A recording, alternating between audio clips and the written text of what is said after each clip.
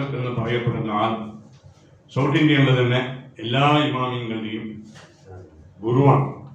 ആലാ ഹദരത്ത് എന്ന് പറയും. അവരുടെ അനുസ്മരണം അന്നേ ദിവസം ഉണ്ടാവും.